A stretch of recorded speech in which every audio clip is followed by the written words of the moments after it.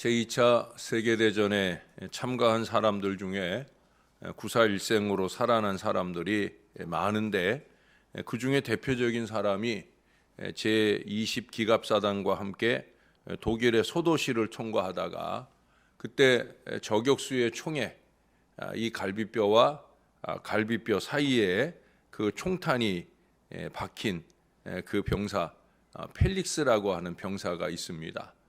근데 신기하게도 그 갈비뼈와 갈비뼈 사이에 총탄이 박혀서 그게 더 파고 들어가지 않아서 무사히 살았다는 거예요.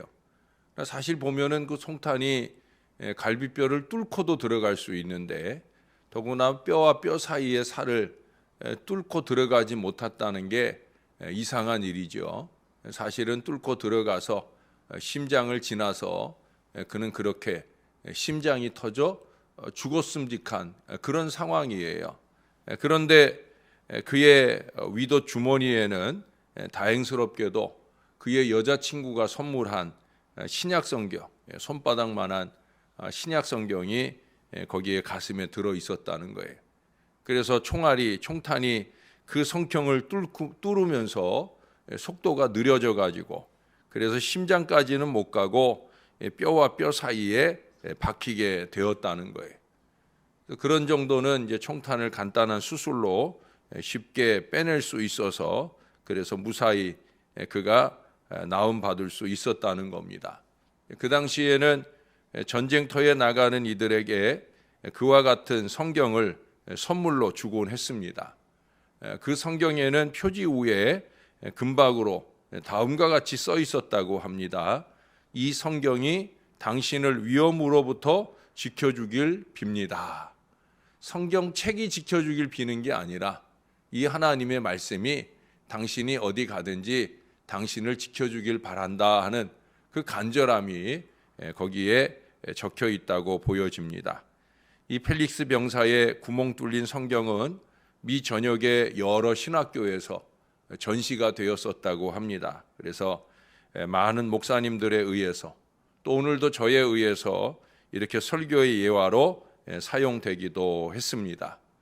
미국 국방성에서는 꽤 큰 크기로 이 성경을 사진으로 찍어가지고 큰 사진으로 출력을 해가지고 그래서 수도 워싱턴의 한 건물 벽에 걸어놓아서 사람들이 오고 가면서 교훈으로 볼 수 있도록 어떤 교훈이겠어요? 하나님의 말씀이 우리의 마음에 간직되어질 때 그것은 우리가 죄악 깊숙이 빠져드는 것을 막아주며 우리 생명의 보호가 되어준다 하는 그런 예로서 사람들에게 보여주는 중요한 자료로 많은 감동을 주었다라고 합니다. 제가 주일에도 드렸던 말씀처럼 성경을 베고 자거나 또 가슴에 얹어놓고 자거나 또 차량 뒷좌석 그 뒤편에 성경을 올려놓고 먼지 뿌옇게 끼게 하고 다니는 사람들이 있잖아요. 이렇게 부적처럼 어떤 힘을 발휘하라 하기를 바라서 그렇게 한다고 해서 부적과 같이 그런 힘을 발휘하는 건 아닙니다. 중요한 것은 그러기를 바라는 그 마음의 믿음이지요, 믿음. 그렇다고 하면 그 말씀을 아예 우리 마음속에 간직하고 산다고 하면 아마 더욱더 확실한 보호의 역사가 우리에게 일어나게 될 줄로 믿습니다. 우리가 하나님의 말씀을 즐겨 읽고 즐겨 듣는 이유는 다른 데 없어요. 마음에 새기기 위함입니다. 똑같은 또 비슷한 그런 얘기를 계속해서 반복해서 듣는 이유는 다른 데 있지 않아요. 마음에 새기기 위해서예요. 오늘 3절에 보니까 하나님께서 자신을 포도원지기라고 말씀을 해요. 그러면서 포도원을 위해 두 가지 일을 하신다고 말씀합니다. 첫째는 때때로 정기적으로 물을 주신다는 거예요. 키워주신다는 거죠. 양육한다는 겁니다. 두 번째는 뭘 한다고 그래요? 밤낮으로 잘 간수하여 상해를 입지 않도록 지켜주신다. 보호해 주신다라고 하는 거예요. 여러분, 하나님의 말씀을 마음에 두고 산다는 것은 이처럼 밤낮을 가리지 않고 이스라엘을 돌보시는 하나님의 이와 같은 정성과 애정이 우리 것이 될 수 있다라고 하는 거예요. 우리는 그 은혜를 입고 살아야 되는 겁니다. 4절에 보니까 하나님의 진노가 이 포도원의 포도나무에 대한 것이라기보다는 그 속에서 포도나무의 성장을 방해하는 찔레와 가시에 대한 것임을 봅니다. 7절 이하에서도 하나님께서 자기 백성을 징계하심이 그러한 찔레와 가시가 포도나무를 해치는 것과 비교할 수 없다는 거예요. 하나님께서는 자기 백성을 적당한 견책, 거기 8절에 보면은 그 적당한 견책을 동풍으로 표현을 하죠. 당하는 이스라엘에게는 아주 가혹한 재난일 수 있겠지만 이스라엘의 죄에 비하면 하나님께서는 미미한 처벌에 불과한 것을 그렇게 표현하고 있는 거예요. 또 그 징계 자체도 이 백성들에 대해서기보다는 그 죄악의 근원을 제거하는 데 목적이 있다는 거예요. 하나님이 주시는 모든 징계가 그렇습니다. 그 징계로 통해서 아프게 함이 목적이 아니라는 거죠. 징계로 통해서 그 악하고 더러운 것을 씻어내고 치유해내고 바로 그것이 우리 하나님의 목표라는 거예요.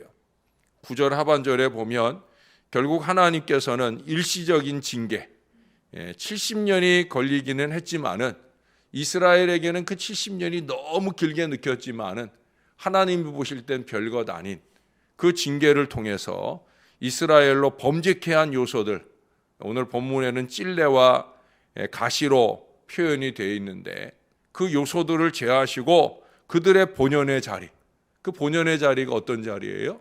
5절에 보니까 하나님과 화친하는 자리, 6절에 보니까 우미 돋고 꽃이 피고 결실로 지면을 채우는 자리, 13절로 보면 예루살렘 성산에서 여호와께 경배하는 바로 그 자리, 하나님은 그런 자리로 다 모으신다고 약속을 해주시고 있다는 거예요.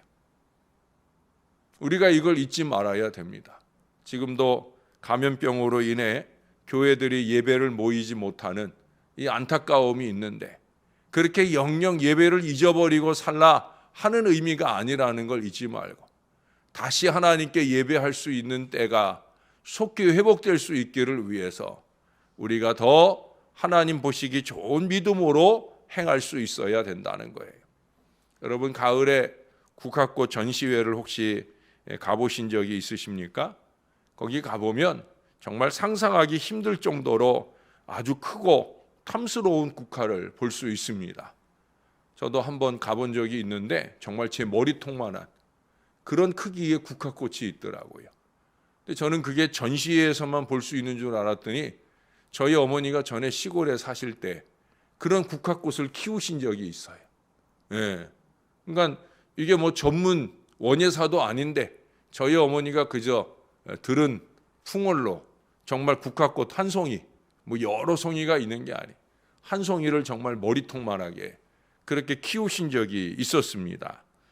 원예사들을 얘기를 들어보면 그렇게 아름다운 꽃송이를 만들어내기 위해선 모든 힘을, 국화의 모든 힘을 꽃 한 송이에 집중시킨다는 거예요. 그래서 다른 것들은 다 자꾸 가지를 치고 이 한 송이만 집중해서 잘 자랄 수 있도록, 그러니까 여러 송이에 분산될 수 있는 그 에너지를 이 한 송이에 집중해서 키워가지고 그 꽃을 피워낸다는 거예요. 만일 수많은 꽃이 피어나도록 내버려 둔다고 하면 어느 한 송이도 전시할 만큼 아름답게 피지는 못한다는 거예요. 물론 뭐 큰 송이만 아름다우냐, 조그만 게 여러 개 많이 피워진 것도 아름답더라 하는 생각을 하실 분들도 있을 거예요. 그러나 우수한 작품을 원한다고 하면 많은 국화 대신에 한 송이의 국화에 만족할 마음이 되어야 된다는 거예요. 하나님께서는 때로 강제적 방법을 통해서라도 우리의 어떤 습관 혹은 행동 또는 죄악 등을 우리들로부터 제거하시기를 원하십니다. 왜? 한 송이 아름다운 하나님의 꽃으로 우리가 피어나기를 원하시기 때문에. 그것이 우리들의 관점에서는 꼭 나쁜 게 아닐지라도 우리 여호와의 자비로운 견책은 우리를 더 거룩하고 아름다운 한 송이 꽃으로 그렇게 하나님의 자랑거리로 만드시기를 원하신다는 거예요. 히브리서 12장 11절에도 보면 무릇 징계가 당시에는 즐거워 보이지 않고 슬퍼 보이나 후에 그로 말미암아 연단받은 자들은 의와 평강의 열매를 맺느니라. 징계가 당시에는 즐거워 보이지 않죠. 괴롭고 힘들죠. 그러나 그 징계를 하시는 이유를 분명히 적고 있어요. 그것은 의와 평강의 열매를 맺게 하시기 위함이다. 우리가 정신 바짝 차리고 그 열매를 맺어 드려야 됩니다. 여러분 오늘 본문의 11절에 보시면 지각이 없으면 하나님께서 은혜를 베풀지 아니하신다고. 왜 이스라엘에 은혜를 베풀지 않느냐? 왜 아직도 은혜 받을 만한 때가 되지 못했나? 지각이 없어서 그렇다는 거예요. 예? 왜 하나님이 지각이 없으면 은혜를 베풀지 아니하시겠어요? 은혜나 긍휼을 베푸셔도 그것을 깨달아 받지 못하기 때문에.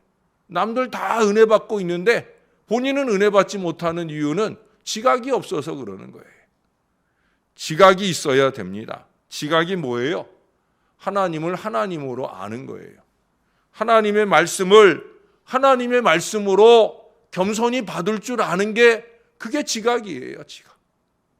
지각이 있으면 은혜가 다가옵니다. 지각이 있으면 하나님이 불쌍히 여겨주시는 게 느껴지게 되는 거예요. 우리는 그것을 느껴야 됩니다. 하나님의 말씀을 통해 오늘도 우리 마음속에 들어오시는 하나님의 임재를 느낄 수 있어야 된다는 거예요. 우리에게 다가오는 모든 징계들이 우리를 너무 사랑하셔서 못다 핀 꽃 한 송이가 아닌 정말 잘 피어난 하나님의 꽃이 되게 하시기 위한 은혜로운 양육과 보호의 적극적인 표현임을 믿을 수 있어야 된다는 거예요. 지각이 있으면, 은혜의 지각이 있으면 징계 앞에서도 그런 것들을 느끼고 믿으면서 결국은 하나님이 원하는 아름다운 꽃을 피워낼 수 있는 거예요. 주님은 주님의 피를 흘리게 한 사람들을 위해 기꺼이 눈물을 흘리시는 분이시잖아요. 아버지, 저들의 죄를 사하여 주옵소서. 자기의 하는 것을 알지 못함이니이다. 주님은 그 은혜를 우리에게 주시는 분이셔요. 그 주님의 바람대로 우리 하나님과 화친하면서 우미 돋고 꽃이 피고 결실로 지면을 채우고 무엇보다 주의 성산에서 여호와께 예배하는 바로 그 자리를 온전히 회복해가는 저와 여러분, 우리 한국교회가 될 수 있기를 바랍니다. 지금은 너나 없이 해야 될 일이 무엇일까? 더욱더 말씀과 기도로 거룩해지며 주님이 원하는 성결, 거룩을 우리 가운데 지켜내므로 이 한국교회를 지키는 저와 여러분들이 되어야 할 것입니다. 오늘 이 아침 저와 여러분 안에 부족한 그 지혜와 지각이 회복되는 은혜의 아침이 되시기를 우리의 구주 되시는 예수님의 이름으로 간절히 축원합니다. 하나님 아버지, 감사합니다. 우리는 자기의 얄팍한 생각이 지각이라고 착각을 합니다. 그래서 들려오는 주의 말씀으로 은혜를 받지 못하는 어리석음을 범할 때가 얼마나 많은지, 우리의 생각과 우리의 판단이 찔레와 가시가 되어 우리의 영혼을 자라지 못하게 막고 있는 사실을 깨닫지 못할 때가 너무나 많습니다. 이제 이 찔레와 가시를 제하시려고 주님이 크고 작은 징계를 더하실 때 정신 차리게 하여 주옵소서. 한국교회가 신교나 구교가 다 예배를 상실해 가고 있습니다. 이것을 너무나 당연한 현실처럼 그저 순응하고 바랄 것이 아니라 그저 목숨 구하겠다고 예배 없는 현실이 당연하게 이어지는데도 스스로 개인적으로 예배하고 회개하며 주님이 원하는 예배의 자리를 회복할 간절한 마음을 갖지 못하고 사는 어리석은 백성들이 되지 말게 하여 주옵소서. 내 죄 때문이라, 내가 더 성결하지 못한 죄 때문이라, 내 죄 때문이라 내가 더 하나님의 말씀을 붙들고 살지 못한 죄 때문이라. 하나님, 목회자들로부터 모든 성도들이 가슴을 치며 회개하게 도와주시고 속히 이 땅에 예배가 회복되도록, 성산에서 하나님께 예배하는 바로 그 자리가 회복되도록, 그곳에서 잘 자라고 열매 맺어지는 은혜의 자리를 이루어갈 수 있도록 하나님과 더 가까워지는 귀한 기회를 갖게 하여 주옵소서. 어느 누구와 교제하는 것보다 하나님과 교제하는 좋은 기회가 된 것을 기억하면서 우리 주님께 더 집중할 수 있는 이 귀한 기간을 지날 수 있게 도와 주시옵소서. 하나님, 부족한 저희들을 가까이 두시고 용서해 주시며 하나님의 긍휼과 회복의 역사를 한국교회와 이 나라 인민족 전 세계 가운데 베풀어 주시옵소서. 주님이 도와주시옵소서. 우리의 구주 되시는 예수님의 이름으로 기도합니다. 아멘.